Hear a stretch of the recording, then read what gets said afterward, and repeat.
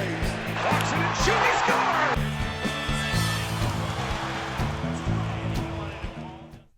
Welcome to Sidelines with Stoyan. In the sporting world today, we're going to be going over the four major sports, of course: NHL, Major League Baseball, NFL, NBA, throwing in a little bit of tidbits here and there. But before we get started, the trade deadline, quite the dud. I think everything happened before the trade deadline, except for, I guess, what on trade deadline, I guess Jerome went to the Kings, which wasn't too big of a deal.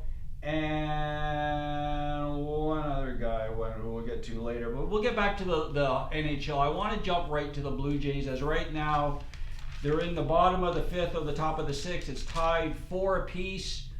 Let's take a look a little bit about the Blue Jays, and then we'll cover the NHL later on in the show. But I'm just looking at today's now starting lineup. Let's go through and see where we're going to be at the first at the start of May, where we're going to be then. So I think Pilar in center field. And by the way, if people do want to comment, we're right now live on Facebook. You can go to the disability channel page. Please do comment. I will respond once I'm off the air, as I love to hear all your opinions, comments, and feedback. And we have so many sporting fans out there on Facebook that we interact with on a daily basis that I would love to get your opinion. And I know we're not all Blue Jay fans, or we're not all Leaf fans. There's a lot of people that are tuning in from the U.S. I know they're big Yankee fans, or Atlanta Brave fans, Dodger fans. So please do comment on our Facebook page. You can either go to the disability channel, or you can go to my personal page, which I believe one of our producers, Zane, has shared it there. Jay Stoyan. I'd love to hear your comments. So getting back to the lineup, Kevin Pilar, Gold Glover, been in the league a few years now. He needs to start hitting, because regularly your center fielder is a big bopper. You know, center fielder, third baseman, first baseman, these guys are the big boppers. So we need Kevin Pilar to step up his game offensively, or we could be in big trouble. Because if you look at who's beside him, I don't really know who it's going to be. Is it going to be Melvin Upton? I hope not, because last year, wow, he was a little bit of a disappointment. And then you got Carrera. I mean, that's our left fielder, and then our right fielder is going to be Jose Bautista. I mean, how many more years can the guy play in the field? I mean, he's spectacular, but I mean, he's getting up there. He's in his mid to late 30s now. He's had injuries. He ain't getting younger, and he ain't getting healthier. So we could be in a little bit of problem in the outfield, and I don't really understand that philosophy. Looking to the infield, Travis, great player, can't stay healthy. He's got the lupus syndrome. You got to stay healthy, Travis. You're a young guy. You're going to be our leadoff guy, because you can hit, you can run, and you play fantastic defense. Just stay healthy. Troy has to be the captain of the team now. You got to take over, Troy. We need you. We no longer have the two big boppers, even though we still have Jose. He is not what he used to be, and we lost the chicken man. We lost the chicken wing, Edwin. So, Troy, time for you to step up this year. We need your offense. Your defense is the best in the league, both leagues, but we need your offense. This year, we really need the guys to step up, and they've been stepping up over the years, but we need one more career year out of there, Troy. Josh, right now, he's on the sidelines with a tender calf, I believe, but he's okay. He's a gamer. He's such a pro. He knows exactly what he's doing. He's probably the one guy we have nothing to worry about. He's just fantastic. We got the best corner in Major League Baseball with Troy and Donaldson. So moving over the diamond to first base, we're handing it over to Justin Smoke. Are we reaching? I mean, we've had Justin Smoke for 2 or 3 years now. He was never a everyday player, always platoon player with either Michael Saunders or, of course, Edwin. Jose would play there the odd time. Justin, this is your day. This is your time. Opportunity. Time to step up. We need you to step up. Morales, very excited to get Morales. I believe 33 homers last year in KC. So I know he already hit a dinger this spring. So we're looking forward to see what he can do. I'm sure it'll balance out with Edwin. At least Blue Jay fans are hoping it will.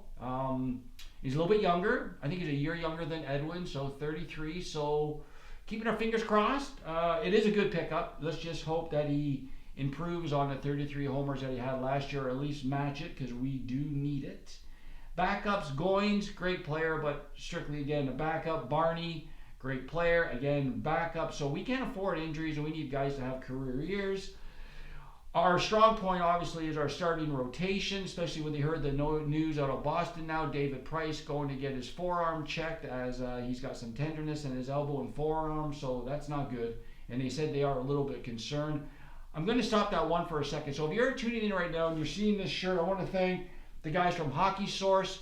What we're going to be doing is we're going to be wearing professional jerseys on the show, amateur jerseys on the show. So if you want to send your jersey, hit us up at the Disability Channel. You can go to our website, www.thedisabilitychannel.ca. We would love to wear your shirt on the air, whether it's pro or amateur, all about sports here. So we're going to be interacting with different shirts throughout the shows. Again, this is our second show. You're watching Sidelines with Stoyan. We're very, very happy to be actually getting the sports out. As we know, sports is a big part of the world, and it's an escape for a lot of people, where all you got to look at the scores, who's injured, who's playing, forget about your troubles, and sit back and have a beer and watch the game. So let's get to the starting rotation. I'm really getting tired with our management team and the media babying Aaron Sanchez. I mean, he's not 5. He's third or fourth year now in the big leagues. Let the guy go. I mean, don't pull a Strasburg. Look what they did with Strasburg. I cannot believe that in Washington, the Nationals. They were going to the World Series. I don't care what you say. They were going to the World Series, and they shut Strasburg down, and they mean never get back now. So you got to take advantage of that, like they say, that window. You got to take advantage of that opportunity, and you sign these guys for big money. They need to perform. Stop babying them. So Sanchez, you put 25 pounds on last year. You were the king in ERA. It's time they let you go. Let's see what you can do. Turn into that stud. We need that David Price, or we need that Roger Clemens, and we need it this year. Second in rotation, I guess it would be Stroman. I really like him. I know people are down on his size. He's too small. He'll never fulfill what we need. But you know what? He's one of those players where he takes offense to that when you say he can't do it. He does it. So I really like him. I love his energy. He might have to learn just to sort of temper it a little bit, be a little bit more even keel, because he seems like the guy where he can get really up and really down. Our next player, Estrada, had a little bit of back injuries last year. Let's hope he's okay this year, but we've been very lucky with our starting rotation. I mean, Jay Happ, I mean, come on. The guy won 20 games. Like, I don't know if he can do it this year, but let's hope. Let's hope, because he's a fabulous player. What a signing that was a couple years ago for us for the Jays. So really excited to see what he does this year. And we watched Liriano last year with Martin. He was fabulous. So hopefully he's going to be our fifth man in the rotation, unless we're going to put Biagini up there, but I don't think so. I think Biagini, we need him in a pen, because our guys in the pen, I know we picked up Joe Smith. Grilly, I mean, the guy is what, 70? No, he's in his 40s now, or he's 40. So I mean, how long is he going to keep on going? Loop is very confusing. I don't know what type of player Loop is. Is he okay? Is he good? Is he below par? It's hard to say with Loop. Let's just hope he has a good year this year. Joe Smith we signed, and then of course Osuna. But I still think I don't know who's going to be the setup guy. Is it going to be Grilly? I guess we're going to see. But we're okay, but we're an injury away from catastrophe. But I guess most teams are. As far as the makeup in the clubhouse, Gibbons, I like Gibbons. I think John lets the players play. The guys at the top, I'm just not comfortable with Cleveland ownership coming over to the Jays. I mean, what has Cleveland done? I mean, except for last year, and they weren't there, but maybe that's why they've done that, because the guys we have now have put that team together. So I guess you got to give them a chance. We did get to the conference finals, or the ALCS conference hockey, ALCS last year, but we did lose Edwin. So we'll see how it goes. I do want to say that we are just testing our lines. We will be opening our lines for call-ins down the road. We're just making sure everything is good. So I do want to hear from our Facebook friends, our Facebook sports fans. I know a lot of people have opinions, so we will be having a designated phone line where you can be calling in. Unfortunately, not today, but stay tuned, and we will let you know when that is time to call in, because we do want to hear from you guys, because it's good sometimes to do some banter on the phone. I can get the sports fans' opinions, and then they can kill me with their opinions, and it's all good. So let's move it along. We're still going to save the NHL to the end. Let's talk a little. I want to reflect a little bit on the NFL season. I had personally, I was not a fan of the NFL this year, and I've been a fan since Bob Greasy, I don't know, Don Shula, like since the early 70s with Larry Zonk. I'm a Dolphins fan. Oof, that's hard to say. But they did make the playoffs this year, so there is light at the end of the tunnel. Hopefully, I don't know if that's with Ryan Tannehill or not, but hey, they got in the playoffs, and that's the first time in, I don't know, 5 or 6, 10 years, I don't know. So, but I want to talk a little bit about the actual season itself. First of all, it started off with Deflategate, which was just a joke. Roger Goodell, I believe, had a personal vendetta against Tom Brady, Belichick, and Kraft, the owner, and they couldn't even prove anything, and he got suspended for 4 games. Like, that was a joke. That was a witch hunt. I believe it was a witch hunt. And do you remember the game? Like, I think the game ended like 45-5. So I don't think it really made that much difference. But again, you didn't even prove it. It was an assumption, so you were the judge, the jury, and the executioner, NFL. And you had the NFL investigating the NFL. Ooh, I wonder how that's going to turn out, eh, Roger? I mean, that's a joke. A joke. So it went from the Deflategate to the anthem and Colin Kaepernick. And then the guy doesn't vote. I mean, just, you're infusing politics into sports. And I know everybody says, well, it's the platform, it's the opportunity for a platform. Yeah, but you know what? It's not your platform. You're an employee. You don't own the team. You also could create an instant conflict with your fellow teammates who may not agree with what you're doing, may have a different opinion. The owner may have a different opinion. The fans may have a different opinion. I'm not saying you cannot voice your opinion, Colin Kaepernick. Do it on your own time. Just like celebrities and actors. You want to speak out? Great. Speak out. Not at the Emmys and not at the Oscars, because there's people there that do not want to hear your personal opinion. They want to hear who won the Oscar or the Grammy or the Super Bowl. That's just my opinion. So if you want to speak your mind, we too, as a First Amendment, can speak our mind. And I think that is wrong. You want to speak your mind, hold a press conference, stand behind a podium in the suits, and shout away. Just like the play in New York City. I forget what the play was called offhand, but when they cornered Mike Pence. And again, I would say that for either side, but I don't want to really get into politics. But unfortunately, when you bring politics into sports, well, everybody's allowed to have an opinion. Opinions are free. Do it on your own time. So, and then getting on with the NFL, I think they have to implement a size category because the players are too big, too strong, and there's too many injuries. So, for instance, Mike Webster back in the 70s with the Pittsburgh Steelers was an All-Pro at 250. Now, unfortunately, he died from a brain injury or from just health conditions due to football. Now they go from 250 to 350 to 400. You can't play. You can't do that. I mean, the 30-a-game running backs are gone, or they're gone very quickly because no one can take the punishment. Quarterbacks can't take the punishment. Speaking of quarterbacks, name me 5 superstars in the league that are going to be around in 3 years as a quarterback. I mean, right now you have Tom Brady, you have Tony Romo, you have Aaron Rodgers, Big Ben, a couple other guys, and they're all mid to late 30s. And where's the new superstars of the NFL?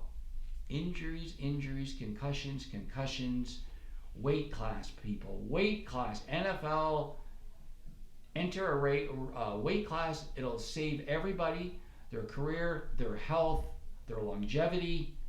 And for the fans, they want to see superstars. That's why the NFL, I think, had a bad year with Deflategate, with the anthem, and there's no stars. There's no more stars. Adrian Peterson, he's done. Jamal Charles, he's done. Where's the OJs? Where's the Walter Paytons? Where's the Tony Dorsetts? I don't know, guys. I know there's a few of them out there. I know Elliott had a really good season for Dallas. He's got a huge line. That's great. I just think the NFL needs to transition with the times. I really do. I really do think so. So we'll see how they come this year. Again, we're going to follow them closely this year. Major League Baseball, Lowry's on the sidelines with a wrist injury. Might be out into the playoffs, they're saying. Let's talk a little bit about the Raptors. First of all, no big man on the team. Okay, so there's no big man on the team. Maybe Ibaka now, I guess, but that's what we're missing. We're missing a big man. We're missing somebody like Shaq. We're missing somebody like Alonzo Mourning. We're missing somebody like the guys for San Antonio, both of them. Like, we're just missing some tall guys. Like LeBron. I'm not saying LeBron, and when you get down to it, DeRozan's having a fantastic year. Lowry was having a good year. Are these guys on the same level as a George Paul, as a Kobe, as a Steph? They're not. They're not. So they might be our superstars, but they are not superstars. Like, you can't put DeRozan up against Russell Westbrook. Can't do it. Anthony Davis. Can't do it. So I think we're kidding ourselves a little bit. Like, yeah, we'll get in the playoffs and we'll compete, and I guess that's good. Nothing wrong with competing. You got to compete. So I think that's great, actually. But if we want to really, truly compete with the best teams, the Clevelands or the LAs, we need a stud down the middle. We need a Vince Carter back. Not Vince, though. But that's just my take on what's going on with the three sports. Before we get to the NHL, which is great, of course, except for the trade deadline, let's talk a little bit about Toronto. The landscape, the sporting landscape in Toronto. So let's, like, for instance, I was listening on the way in, I was listening to the shows, and one station never talks Leafs. They never talk to Leafs, and if they talk Leafs for 5 minutes, and it's not in a positive way, okay? So there's one station in Toronto that just bashes the Leafs all the time, and one show never even talks about the Leafs, and if they do, it's at the end of the segment, not at the start. Like, I don't understand that. Toronto bleeds blue, okay? Maybe the announcers don't, but it's not about you. It's about the city, and people want to dissect and dissect again the Toronto Maple Leafs, especially this year because it's so enjoyable for the fans to watch. But unfortunately, the newscasters want to talk cricket or soccer or lacrosse or U.S. sports. Like the U.S. stuff. They want to talk about San Jose Sharks. And they want to, this is Toronto. We talk about the Leafs first and then the other teams. The other station in the morning, I listened to this morning, and I don't think producers make good hosts. I think they think they're, I don't know what they think, but they think they're comedians on the air. Not so funny. Talk sports, guys. Talk in-depth sports. That's why Blondell got fired, because he talked jokey. He talked about entertainment. He didn't talk sports. Talk sports. People want to dissect the lines. They want to say, hey, what do you think about this? What do you think about that? I guess welcome back Dan and Jay to TSN. I guess they couldn't make it on Fox, unfortunately for them. Again, they're more of a comedian team. They should be like Abbott and Costello. I don't know. When I watch them, they don't talk sports. They laugh, and Tim and Sid, they try and laugh and make jokes. Guys, let's talk sports. Sports, People want to hear stats, who's injured, who's playing, who's not playing, bring on players, interview them, stuff like that. Really get in-depth sports. So that's just my take, or maybe I'll just have to do it. Maybe I'll just have to do it instead of you guys doing it, which would be fine with me because I like it. So right now, like I said, the Blue Jays are playing. It's getting later in the game. We're going to try and give an update before we go off the air today. Again, if you want to send me your used jerseys, I don't care. I will wear them on the air. It can be amateur or pro. They have to be sports. Don't have to be hockey. It could be baseball, football, basketball. I don't care. I will wear your jersey on air. I'll give you a shout out. Just like The guys from the Hockey Source, I want to thank the guys. The other day I was wearing, I forget what shirt I was wearing. I got so many. Oh, I was wearing Team Canada jersey. Oh yeah, we never knew what number that was. I'll tell you, it was Lindros.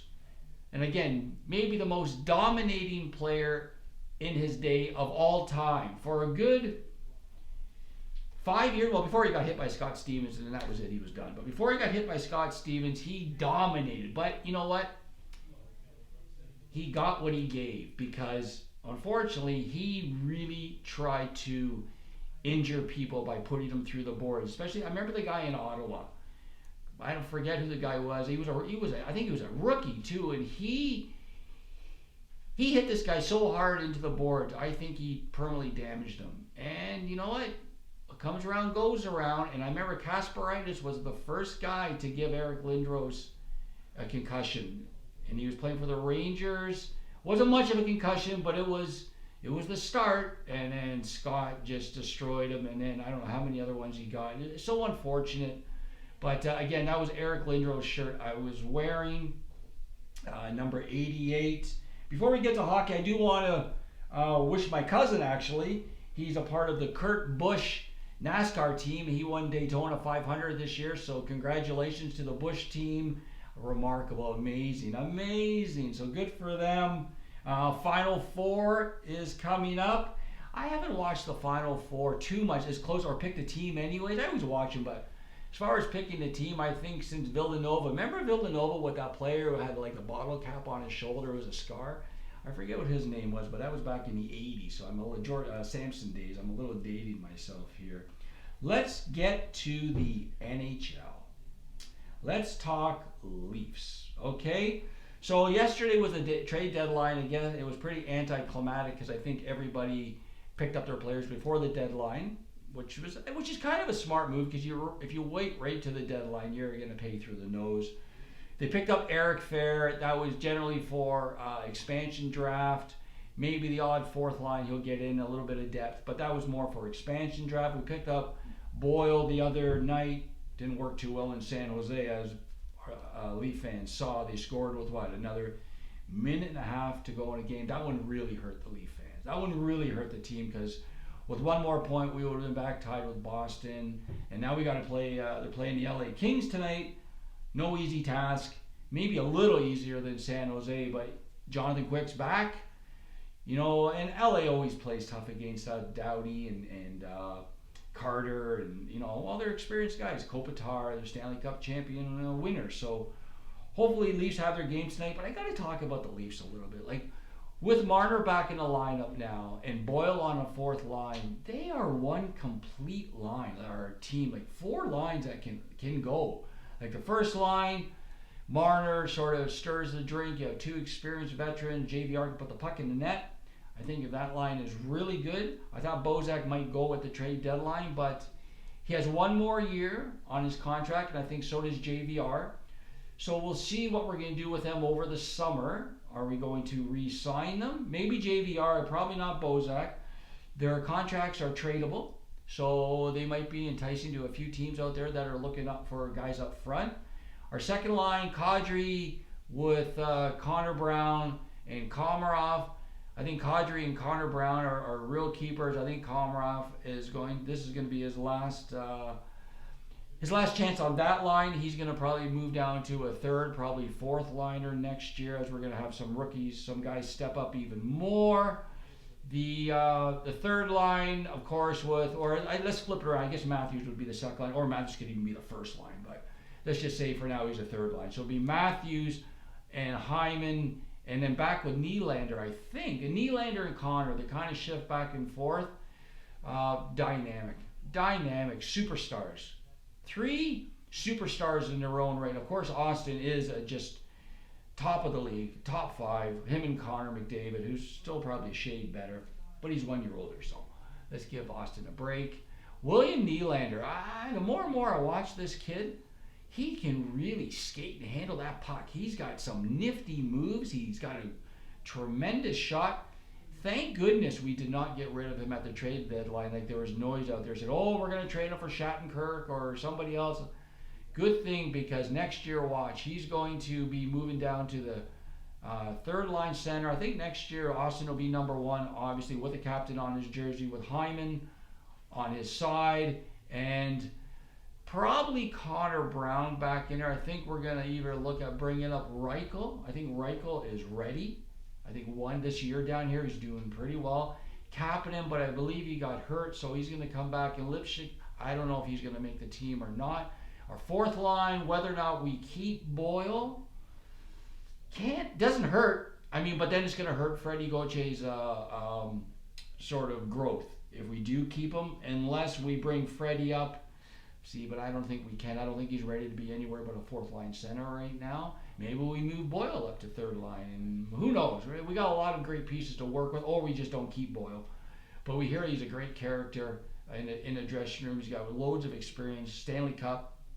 He's been to 2 Stanley Cups. So it's good. Matt Martin, just love Matt. And Soshnikov either doesn't, I don't think he gets the opportunity to show his complete platform, his skills, but he's got to fight for it. He's a little guy, and we'll see. Moving back to the back end here, I think this summer we need to go after somebody like Shattenkirk. We got the money. I mean, money's not an object. Maybe it was a good move. We signed Shattenkirk. We don't have to give up anything. Put Shattenkirk on our number one, maybe pick up another defenseman, keep Zaitsev and Morley as number 2 line. Probably not re-sign Polak. Carrick will probably be there. So we have a really, maybe even we have a lot of draft picks. So maybe we're going to do something at the draft. As you know, this year's draft isn't that exciting. But you never know. You don't want to say that. I think what they're saying is there's just no really number 1 stud. There's a couple of guys that could be number 1, but we'll see how it goes. I'm interested to see how the playoffs shape up. Are the Leafs going to make it? What do you think as a Leaf fan? Do you think we have to make it? Do you think it would be good either way? We've got a lot of experience. I mean, first of all, the Leafs are under budget and ahead of schedule. I mean, what business person doesn't love that? Under budget and ahead of schedule? Like, that is great. So we're finally, after 47 years or 50 years almost, got to hand it to Shanahan. He implemented a program and stuck to that program, brought in 2 heavyweights who also bought into that program. Mike Babcock, best coach in the league, and Lou Lamoriello, just a stud of a GM. He's just great. I was listening to him last night. Just great. So, just excellent. So, again, we're going to be excited. I want to see what Montreal is going to do. They picked up some guys. These are all fringe players. Steve Ott, I don't think they're going to do anything. Let me say this. I think Montreal can be up for discrimination. I mean, they have to hire a French-speaking coach only? What's wrong with every other language? You know, come on, guys. You got to spread it around. It's not like back in the 70s. You just can't hire French people all the time. You got to give a chance to everybody, because if it was reversed, the French people would be freaking out. Oh my goodness, discrimination. You didn't hire a French person. So, you know, it works both ways. I'm going to leave it with this. Did you know that Stamkos could have signed in Toronto for 75 brake trucks full of cash? Seriously though, the deal they offered him was a lifetime Leaf. Let's just say a $25 million a year for the rest of your life. Like, it was incredible. Even his agent, his jaw dropped to the floor when the offer was made. And he did not sign. I don't get it. I don't get it. You're a Toronto boy. I don't know. I think we're pretty good for today. So again, we're live on Facebook. You're watching Sidelines with Stoyan. I love talking sports. I love interacting with people. Please do leave some messages on my Facebook. We will be opening up the lines in the upcoming shows. We're just testing that to make sure we're good. We're good to go, as they say. And do check us out. We are www.thedisabilitychannel.ca. We're going to have so many fantastic new upgrades coming to the site. So check us out this weekend. You want to see what's going to be up there. We have lots of special uploads going up. So I don't want to give the secrets away. But again, I want to thank everybody for tuning in today. Remember, the Disability Channel by and for persons with disabilities, showcasing abilities on TV, and we are a job placement for persons with disabilities. So please contact us, interact with us. We'd love to hear from you, and we will get back to you. Again, I'm Jay Stoyan, and you're watching Sidelines with Stoyan.